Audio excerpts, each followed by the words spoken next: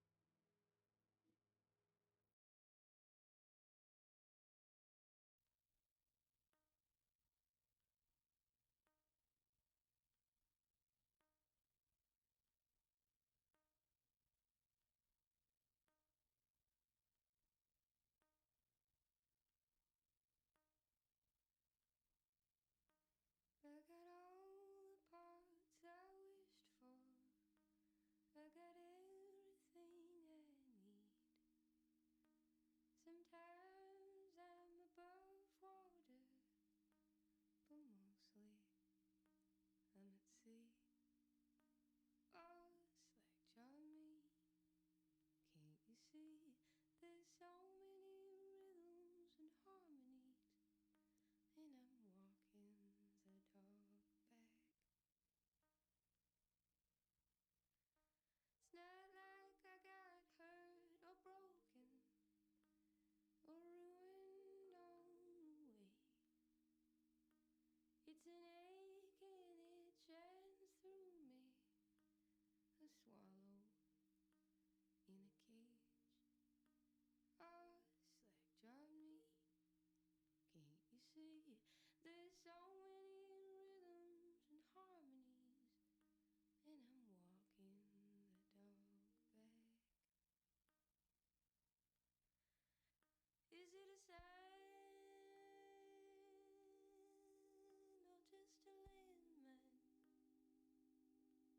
or a feeling roaming free?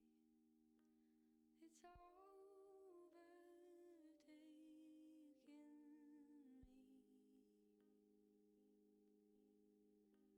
Gonna hold it till it dries up, or pocket it for another day. If it's me, I cannot give up. I'd rather that she stayed. Oh, slack jaw me, can't you see? There's so many rhythms and harmonies, and I'm walking the dog back. I got all the parts I've wished for, I got everything I need. Sometimes I'm above water, but mostly I'm at sea. Oh, slack jaw me, can't you see? There's so many rhythms and harmonies, and I'm walking the dog back.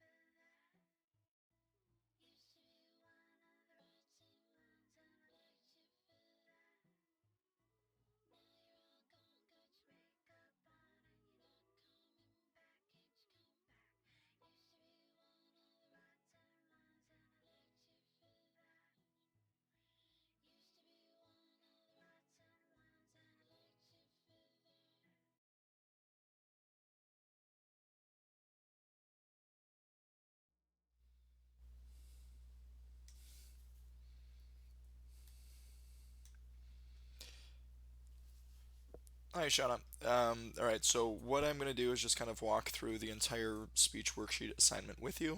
If you need me to stop at any point, just simply indicate that there is kind of a slight delay between when the video shows and the text. So just let me know if you need to hold up at any point. So it's good that you have your topic. I was talking about suicide awareness. With this, kind of what the assignment's trying to get you to do is to make these editorial decisions about what you are hoping to speak out in terms of suicide awareness specifically. So starting at the top, are you hoping to inform the audience and just kind of generate suicide awareness for the sake of saying that, hey, suicide is a thing that does affect a much larger population than people might be aware of, and then just kind of working through perhaps the different causes or the different treatment things or the different signs that you can notice in either yourself or a loved one where it might be a good idea to seek out help. So with kind of the rest of the assignment, what it's trying to do is to answer some of those questions. The other side of the coin is if you're hoping to do a persuasive speech. So with this is suicide awareness something that you are going to advocate for in the sense that not only should we be aware of suicide and its prevalence, but we need to be actively kind of reaching out or supporting those that kind of need to be more aware of. So I see that you indicate that you had a friend that passed away as a result of an overdose. With this, again, it kind of goes back to, do you want to use Matt's story as a way to kind of say, look, I thought things were great, and sure, he might have, flirted with drugs in the past, and had mentioned that he had depression, but perhaps you didn't, recognize some of the signs, or something happened in his life that triggered it, and you can kind of use that as an informative piece to say that be mindful of your friends, be mindful of how depression works, and that there's certain triggers of it.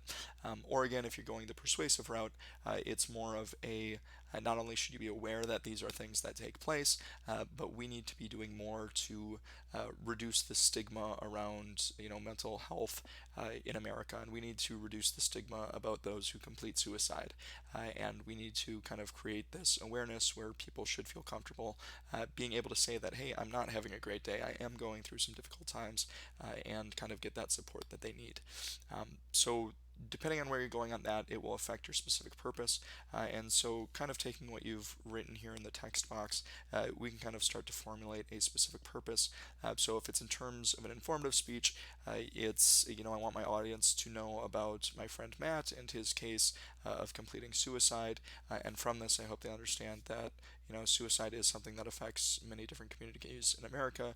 This is how prevalent it is. Maybe this is the causes of it, or these are the signs that you can pay attention to. If you are going more that persuasive route, when you're filling out this paragraph about the specific purpose, it will contain things like, I had a friend who committed suicide, and it really caught me and my friend group off guard, and therefore I don't want this to happen to my fellow classmates. So they need to actively, talk to their friends about suicide, or they need to donate money to a cause that raises awareness for suicide prevention. So if you are going the persuasive route, usually there is an end game in mind.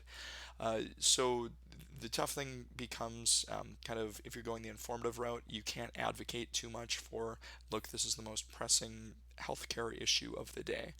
Because although suicide prevention is very, very important, and nobody is going to argue that with you, in terms of ranking it versus pediatric cancer or gun-related deaths or those sorts of things, people might say that, yeah, suicide prevention is important, but starvation is a thing, or other pressing issues that aren't currently in a good spot when it comes to society. So then you'll step down to the next part. So you'll kind of condense that paragraph into just one statement. To help you with this, something that will make it a little bit easier is, if it's a persuasive speech, start with to inform the audience and then complete that sentence. If it's a persuasive speech, you just switch out that verb. So to persuade the audience, dot, dot, dot, dot, dot. So what a finalized specific purpose statement does is it takes that paragraph from above, starts off with kind of that prompt of to inform the audience of the various signs of suicide and how they can, you know, be aware of mental health support in the St. Cloud area, period. Or if you're going that persuasive route, to persuade my audience to visit a website to learn more about suicide prevention, or to persuade my audience to actively ask their friends about their mental health status. So depending on what your goal is, that is going to shape ultimately what your specific purpose is. So the specific purpose statement states kind of your goal as a speaker, where if I was to say, hey Shauna, before you go up on stage there, what are you hoping to achieve with your message? And so you would respond, well, I hope by the time I get done speaking, to inform my audience about 3 key signs that people show prior to completing or attempting suicide. Or if it's a persuasive speech, again, to persuade my audience that those with mental illness shouldn't be attached to a stigma in society. So whatever your ultimate goal is, that's what you're going to capture in kind of that second part in the specific purpose section. Awesome. So from here on out, I'll kind of go the persuasion route. And again, what is your goal in mind? Like if you could wake up tomorrow and everybody in St. Cloud or everybody in the state or everybody in the nation thought differently about suicide, if you could wave that magic wand, what would you either want them to think or feel or do as a result of the choice you made of what you would like to see changed? So if it is something about your only goal is I want to persuade them to remove the stigma that surrounds those who are managing depression and those who attempt suicide, or to actively know the 3 steps that you should take if you think that a friend or a loved one or yourself are suicidal. So that's where you're going to kind of craft what is the goal, and once you kind of know what your goal is, that will affect the next part when we get to the thesis statement. So the thesis statement, with this, what you're doing is basically distilling and boiling your entire 5 to 7 minute speech down to just 1 sentence. And with this, it won't have obviously all of the detail and evidence and supporting material that you're able to share in a 5 to 7 minute speech, but what it does is it fully captures everything you hope to share. So in terms of the persuasive speech one, it's just kind of the claim that you're going to make.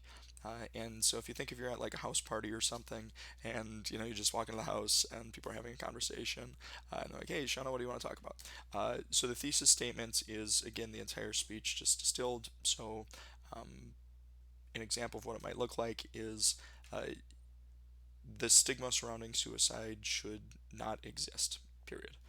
So ultimately, that's what you're arguing for. That's your entire message.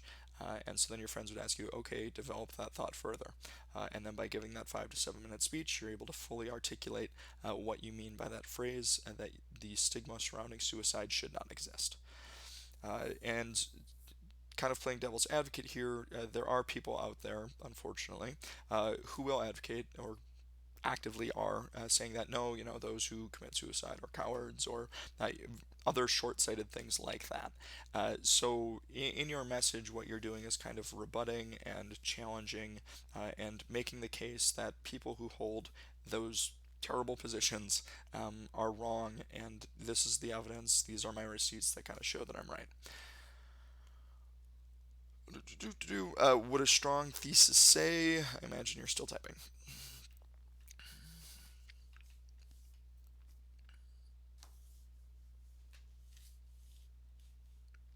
So with that, in your thesis, saying I want to persuade kind of makes it seem that that's your goal.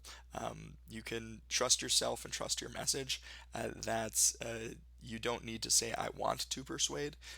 Instead, just kind of say what the conclusion of that sentence would be. So your specific purpose would include, or might include, to persuade the audience to reduce the stigma around suicide. Whereas the thesis statement itself, you don't need to include that to persuade. Instead, it's just the point you're hoping to make. So with the thesis statement, it doesn't reference the fact that a speech is being given.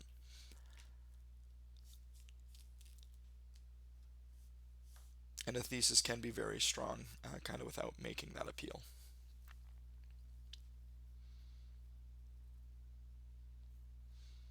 Which kind of goes back to the language chapter of the difference of saying I want to end the stigma around suicide versus saying the stigma around suicide needs to end. So with that, you can take a little bit more of an authoritative voice in that thesis.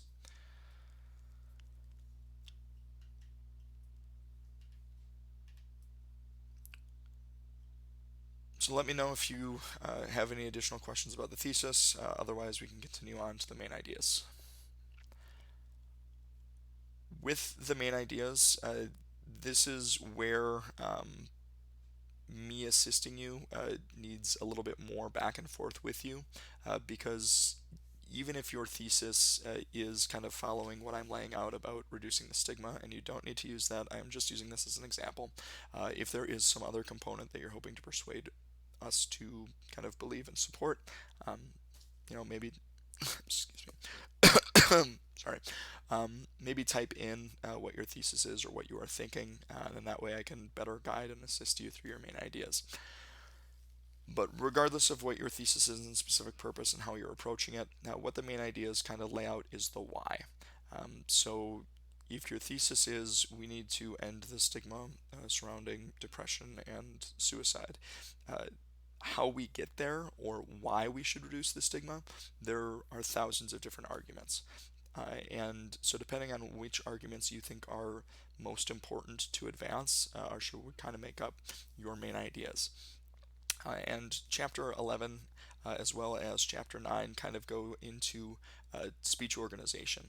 For persuasive speeches, almost every single one of them follows what's called the problem solution format, where before you can start selling us on why we need to change our attitudes surrounding suicide, we need to understand why it's worth our time to even consider and think about this topic.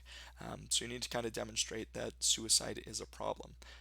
With your personal experience, if you are comfortable, and again, don't feel pressured to talk about something you're not comfortable speaking on. If you do want to tie in that example of Matt's passing, okay, cool.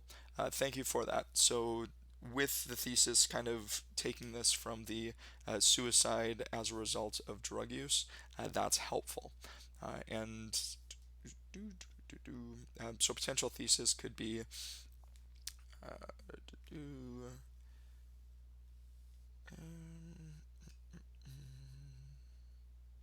okay. So with it, I'm kind of picking up three things. So there's the overdose, there's how suicide, is completed as a result of overdose, as well as the effect of drugs on us. So that kind of adds, more specificity in terms of suicide. We're not necessarily talking about just depression as the primary cause of what, will cause these things, but how chemicals can, either amplify whatever emotions we're feeling, or because of the distortion that the drugs can have on us and our perceptions, as well as how addiction can affect kind of our mental health, and that might lead to suicide as well. So with this, what you might be doing is kind of a cause and effect, which is a form of problem solution. So main idea number one, you might be talking about how drugs affect ourselves. And what is the effect of being on drugs? Heightened thoughts of harming oneself, heightened thoughts of depression, and these sorts of things.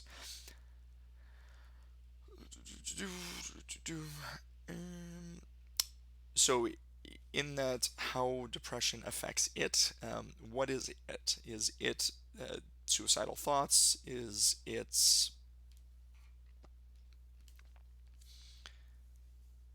or how depression affects drug use?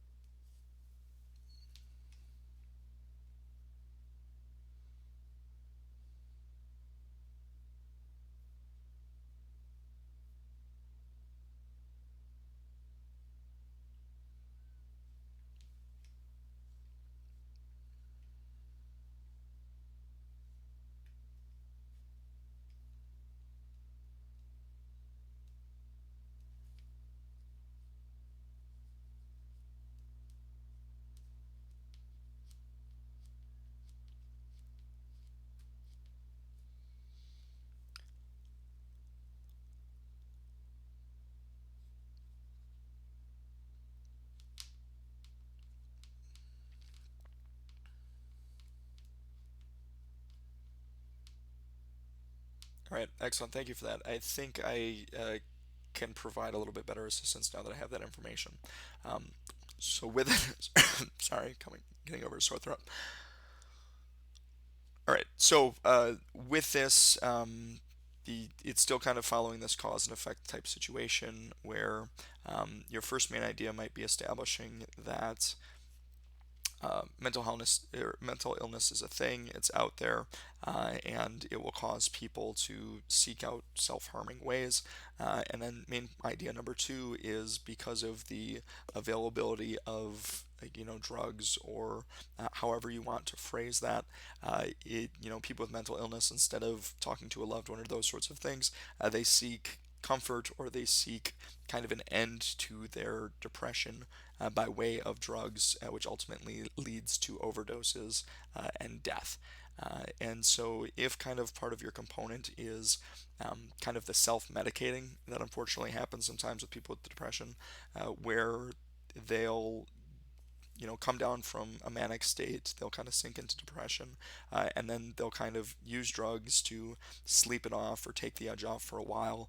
Then, hopefully they can stabilize, they stop using as much, kind of get their life back on track. But then, life throws them a curveball or stressors get tough. And so then they go back to, their drug of choice, but kind of hit it too hard, which kind of might cause an unintentional suicide, or prior to using that drugs, they're hoping that this will be the time that the drug takes them. Again, I'm not particular to kind of how you're approaching or wanting to get your message across, but in terms of main ideas, it would make sense to kind of talk about and set up just kind of the uh, trigger that leads to the drug use.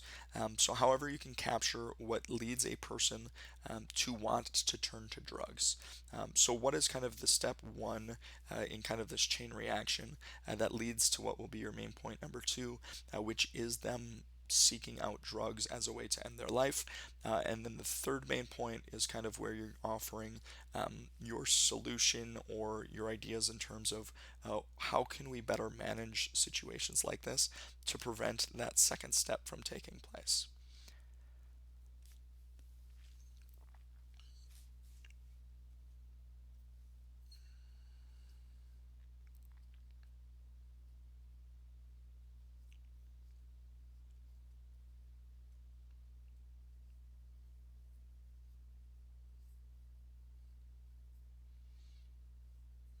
So, main idea one is your cause.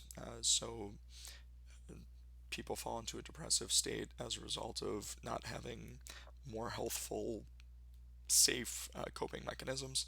What's the effect of them not having those coping mechanisms is that they turn to drugs. And with that, another component of step number one might be the idea that drug use can be a trigger. So, if main point one's kind of talking about what is the trigger to seek out drugs, sometimes drugs themselves. So, chasing that high, trying to, explore with harder drugs to ease the pain or whatever depressive states that people happen to be experiencing. Um, Other triggers, stress at work, stress in relationships, those sorts of things as well.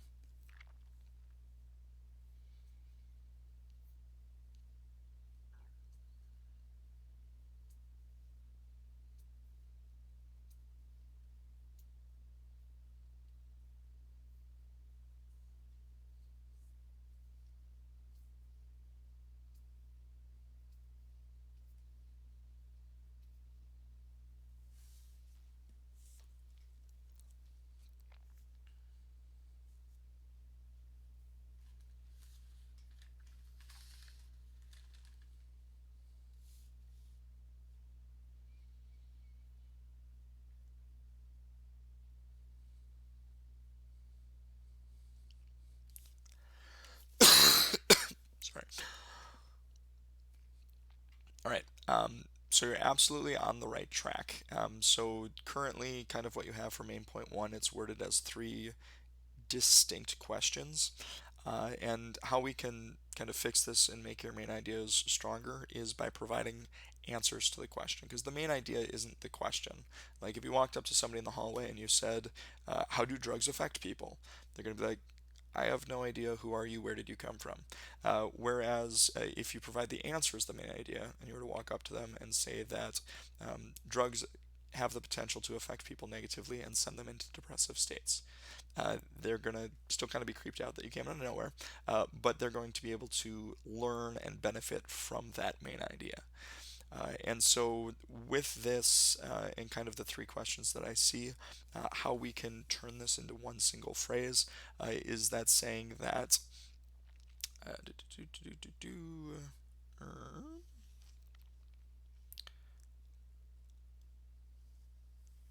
those who use drugs as well as have mental illness creates a higher likelihood of using drugs for self-harm suicide, period. And so part of writing main ideas is it's kind of a draft process. You just throw something down and eventually you'll go back and revisit it. It will come out clunky, the wording's kind of off, but eventually you'll kind of be able to whittle it down to very clear, succinct ideas. So much so that once you read kind of your three main ideas, like in order, your entire argument is really solid and really strong. So if I revisit that again, and so your first main idea is saying that people who have mental illness, or people with mental illness, as well as people who have mental illness and use drugs, have a higher likelihood of using those drugs to self-harm, period. And then number two is going to be kind of talk, or main idea number two is then addressing that element of how that drug use is eventually going to lead to suicide, or how those suicidal thoughts created by the mental illness, amplified by the drugs, as you talked about, number one, presents itself in a self-harming suicide. And then again, reserve main idea number three for kind of that solution of how can we best assist individuals that are talked about in main idea one and two. And that's kind of the unique approach where you get to share kind of your insights and your perspective on how you think this problem is best addressed, or what is a way that we can address this problem in an effective way.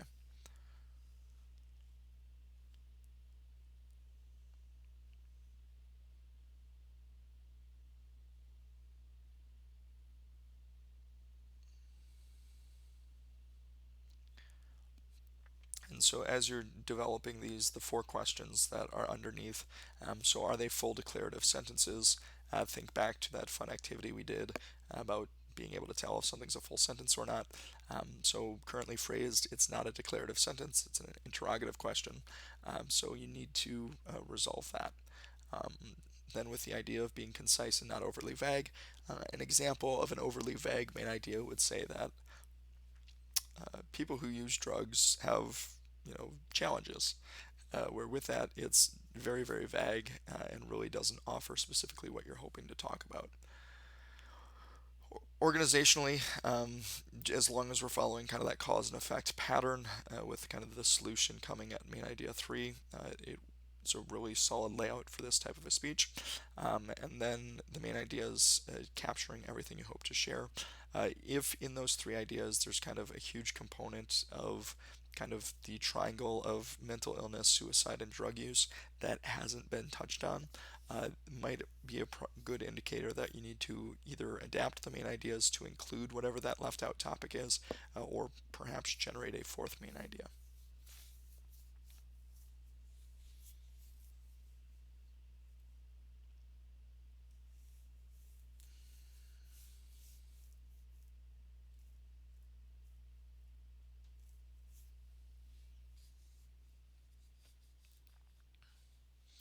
And so the first page and a half of the speech worksheet is the most difficult part to complete. Once you kind of have been able to shore up your specific purpose, thesis statement, and main ideas, the rest of the assignment should go by pretty quickly. So with kind of the organization, it is a cause and effect speech. So if we're moving on to that next part, it's technically a cause and effect solution. What you've done is you kind of split the problem into something that is described through cause and effect. For the sake of addressing that, it fits cause and effect best. So we can revisit the main ideas in the thesis statement. Just want to make sure that we do run through the rest of the assignment in case you have any questions on it. The three audience demographics, kind of answering that question of how is your message going to be adapted because you're giving this speech to your fellow classmates. So with that, we are collectively, I mean the class, is kind of in that range of drug experimentation. We've probably had friends, unfortunately, that have. Cool. We will come back to thesis if that's all right. We'll run through everything else, and then we'll go back up to the top.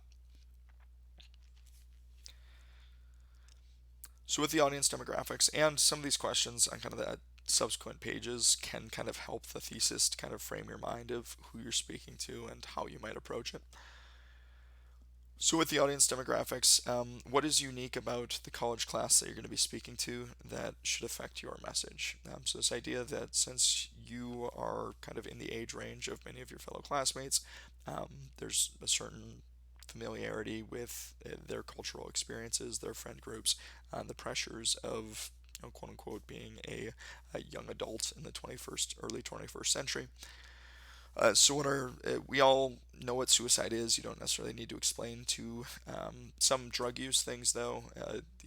Understand that your audience might not be as well versed in kind of the challenges of addiction. Like we know that hey, drugs are addictive and stuff, but what is it like to not only have the addiction to drugs, but then couple that with mental illness? Realize that based on your life experiences, you might have more insights or more knowledge about mental illness and how it affects an individual than the rest of the class does. And so why that's important to keep in mind is therefore you don't kind of assume that we know things or kind of understand what you're talking about, and you might need to slow down a little bit and clearly explain those items to us. Transitions, so how do you connect main point one or the intro to main point one to main point two? These are things that are best completed once you've shored up your main ideas. But basically, with a cause and effect and solution speech, it's pretty simple to transition. So you'll set up kind of your argument in your introduction, and you'll say, before we can start to fully appreciate the argument I'm presenting, let's talk about what mental illness is and the impact that drugs have.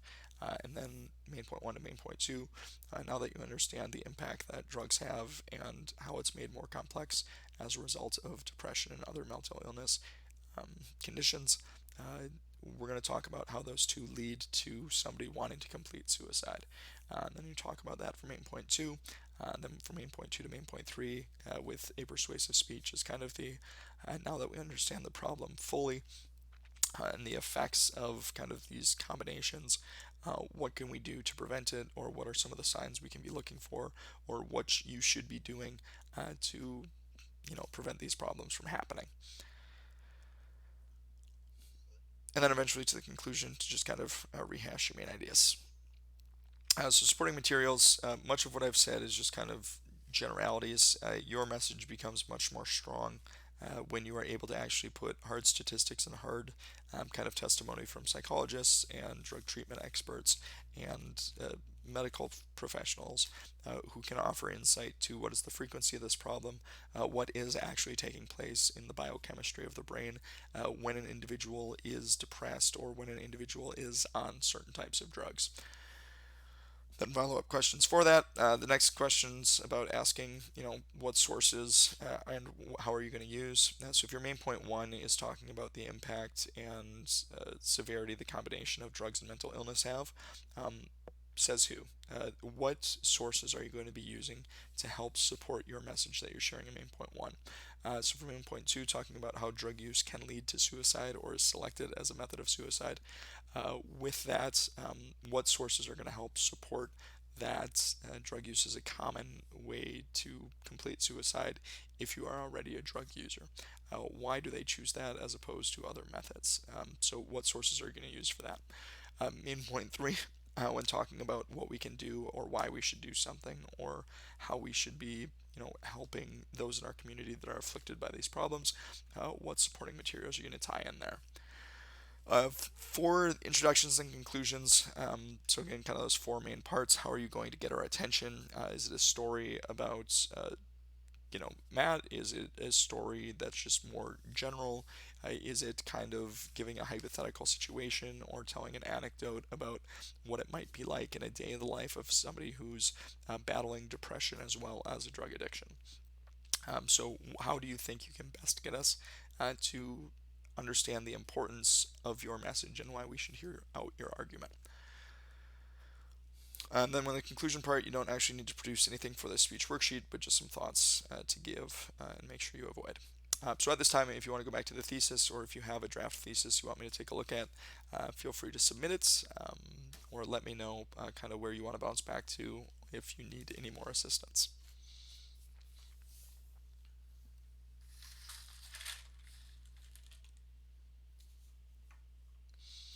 Sure. And again, only if you're comfortable.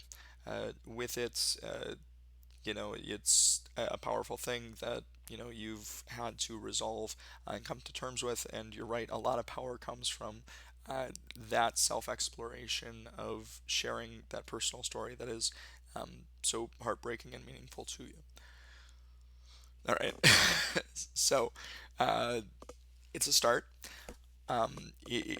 If your goal is just to speak about suicide, it's an informative speech, and you can go back and retool and make it work. Um, I imagine, based on kind of your own experience having to go through the loss of a friend, it's more than just wanting to speak about suicide, but you want to do perhaps everything in your power to make sure that your audience doesn't have to go through that with one of their friends, or that our friends don't have to go through that as a result of somebody in the audience committing suicide in the future. Uh, you don't need to retool your speech. You're fine. Um, with it, changing it kind of back and forth between the two, all of the information roughly stays the same. It's just a matter of how you articulate and share it. With the persuasive speech, there's obviously a much more present influencing throughout. What we can look for and how we can prevent it.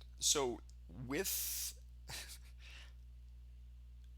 so if all you're trying to do is say what we can look for and how we can prevent it, that is an informative speech. There's nothing controversial about that. Where it becomes a persuasive speech is when you are giving us reason that we need to be doing these things.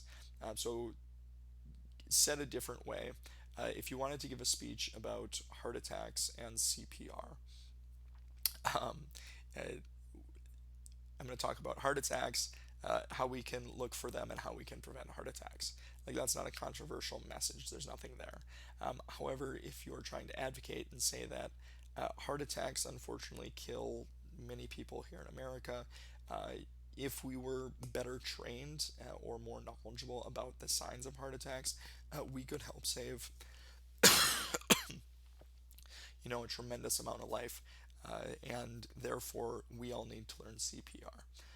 So if you kind of apply that same model to the speech that you're kind of generating here, realize that you have the power here to not just inform us about suicide, mental illness, and drug use, but you are able to compel us that if we see signs of drug use, or if we see signs of kind of treated mental illness, that we need to step in and that we need to do more to support those in our community who are facing these problems. So I apologize for the laughter, frustrated laughter of your thesis, but I assure you we can get there.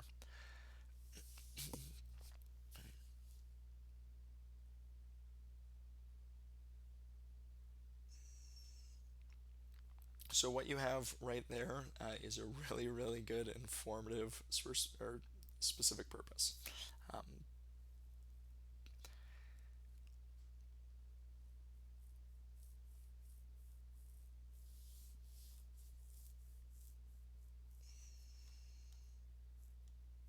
so it does sound daunting to like go back and switch your speech from persuasive to informative, but it's a really quick fix because much of the content stays the same. It's just a matter of how it's advertised. I did say informative, yes. So with this, and it'll take 5 minutes to run through this. So go back, switch it to informative. Your specific purpose turns into what you have there that you posted at 9:50. The I want to talk about drug use and how it affects people with mental illness and what we can look for. Now, that's a perfectly safe, informative speech.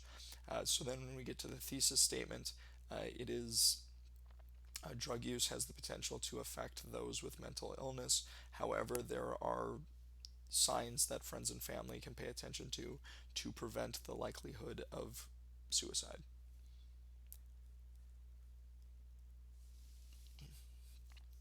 I can repeat that if you need, otherwise I think you're able to rewind the video too.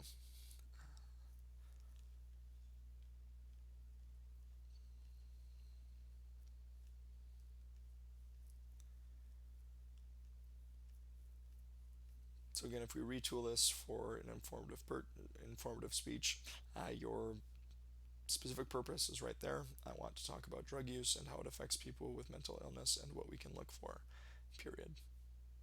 Good enough to move on from there. Then with the thesis statement, uh,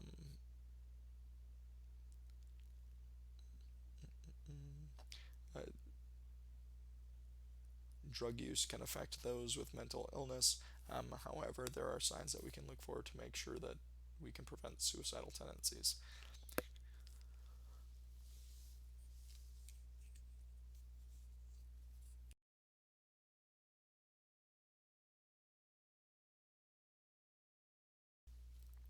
All right. And so then from that, if we stick with kind of the informative, the organization of the speech changes to what's called a topical organization. What you're doing is just kind of choosing three components within the broader topic. So main idea number one is going to be um, drug use and the impact it has, or just consequences of drug use. And in this sense, it's going to kind of broaden what you're talking about. So you can talk about, look, this is a recreational user. So somebody who only smokes or drinks, legal substances on occasion for social events. Then you have those who are recreational users of illicit drugs, and then there's addicts, and you can kind of scale it up from there. And then with it, that sets you up nicely for number two to kind of talk about the relationship that mental illness and drug use has. So is it information about how drug use amplifies mental illness that is present?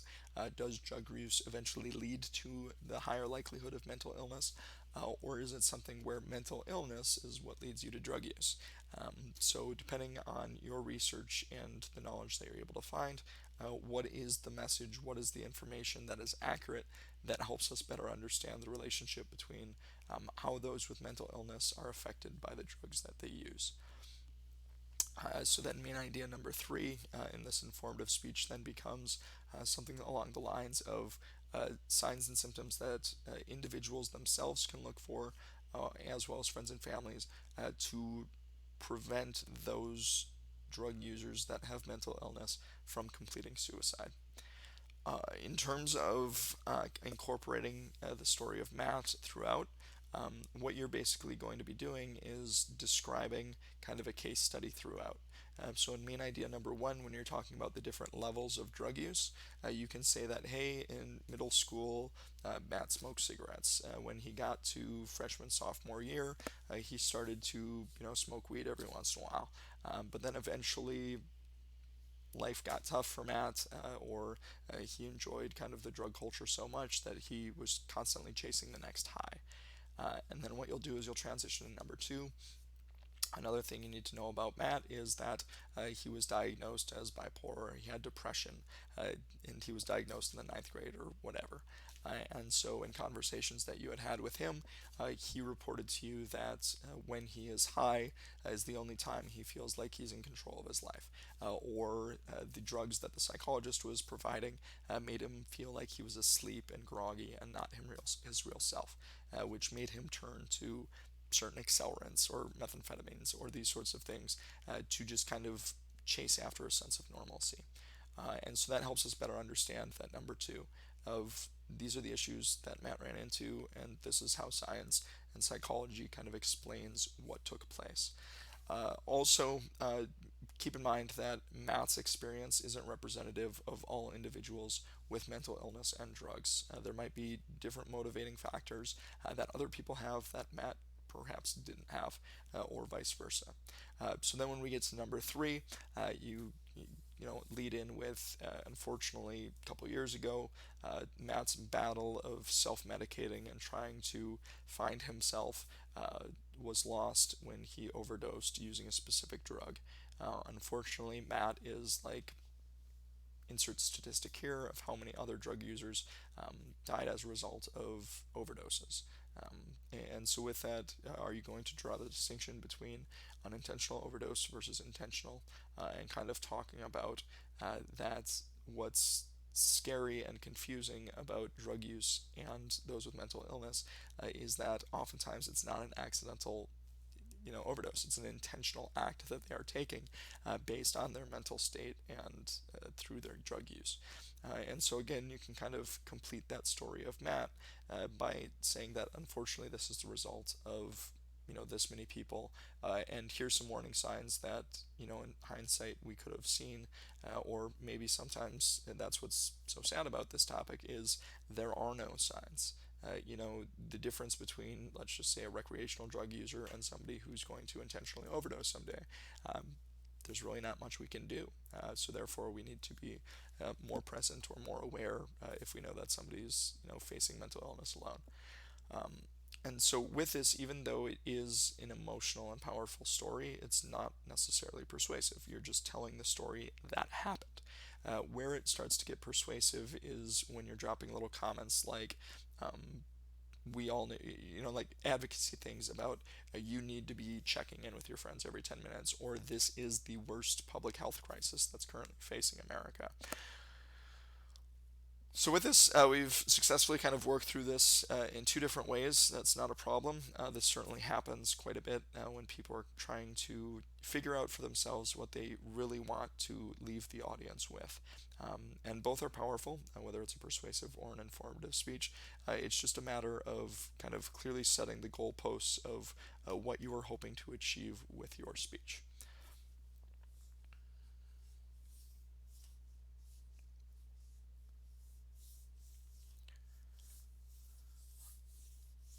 Any other questions I can help you with at this time?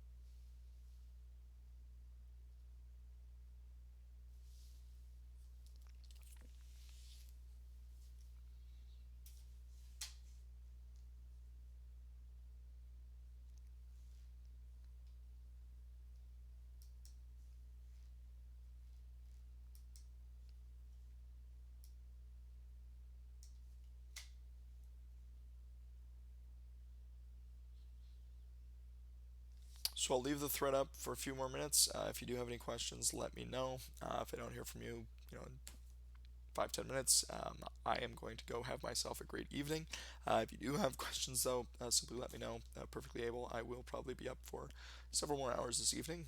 So with that, hopefully I gave you enough to think about. You should be able to rewind the video. Let me know if that's not the case. You can use kind of, like I said, we completed the assignment twice, which is perfectly fine. Many students kind of need to do that to find out what they're hoping to speak on.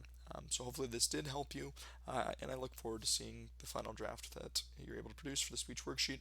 And again, if it's not perfect, that's fine. This is kind of what the draft speech worksheet is for, and then you'll be able to kind of produce it into a more fully fleshed speech outline between now and December.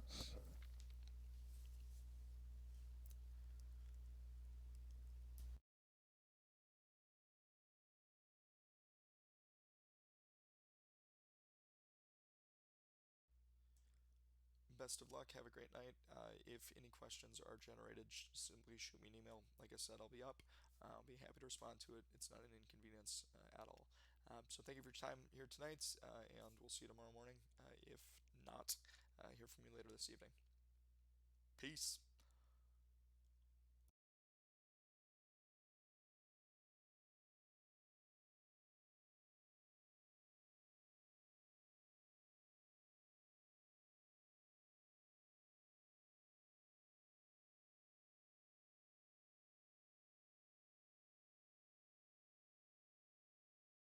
Breath, bleaching your teeth, smile and flash, talking trash under your breath, bleaching your teeth, smile and flash, talking trash under your breath, bleaching your teeth, smile and flash, talking trash under my window.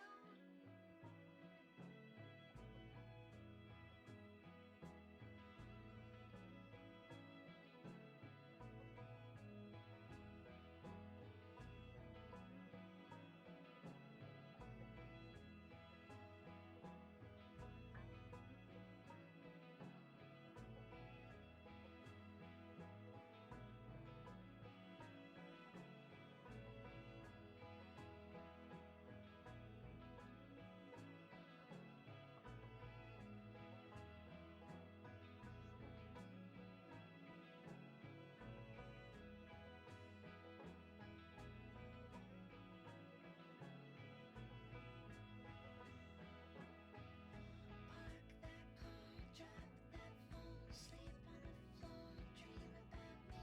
Park that car, drop that phone, sleep on the floor, dream about me. Park that car, drop that phone, sleep on the floor, dream about me. Park that car, drop that phone, sleep on the floor, dream about me. Park that car, drop that phone, sleep on the floor, dream about me. Park that car, drop that phone, sleep on the floor, dream about me. Park that car, drop that phone, sleep on the floor, dream about me. Park that car, drop that phone, sleep on the floor, dream about me. Park that car, drop that phone, sleep on the floor, dream about me. Park that car, drop that phone, sleep on the floor, dream about me. Park that car, drop that phone, sleep on the floor, dream about me. Park that car, drop that phone, sleep on the floor, dream about me. Park that car, drop that phone, sleep on the floor, dream about me. Park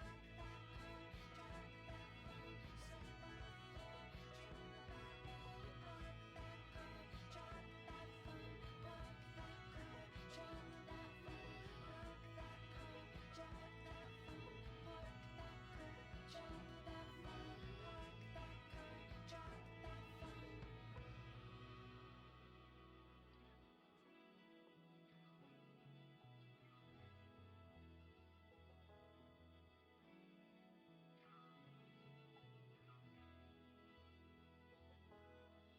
Used to be one of the rods and bones and lights you feel that.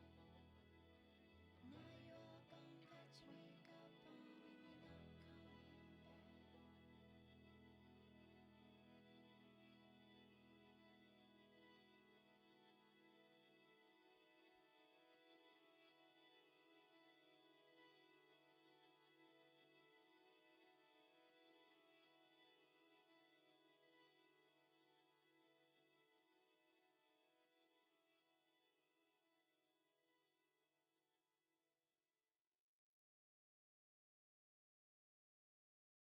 The holidays. Time for hot cocoa, mistletoe, and spreading joy. A different kind of joy. The joy of pushing your limits on snowy mornings. You feel that, Peloton? That's greatness. The joy of getting the right motivation when you think you can't go any further. Don't back down now. The joy of giving it all you've got. Until tomorrow. Because our kind of joy will keep you coming back for more. Peloton, way to work. Great job, everybody. This holiday, give the gift of Peloton. And our best offer of the year is here. Get free Works accessories with bike purchase. Limited time only. Panera's new warm grain bowls are full of good. A perfect harmony of flavors. Full of hearty quinoa, warm brown rice, tender grilled chicken, creamy avocado, cool Greek yogurt, spicy salsa verde, and fresh cilantro. Full of good, so you too can be full of good. Try a new Mediterranean or Baja grain bowl. Panera, food as it should be. A wild berry, truly hard seltzer. Total sugars, 1 gram. 1 in the whole container. That's fantastic. Truly. Drink what you truly want. Hard Seltzer Beverage Company, Boston, Mass. Per 12-ounce serving.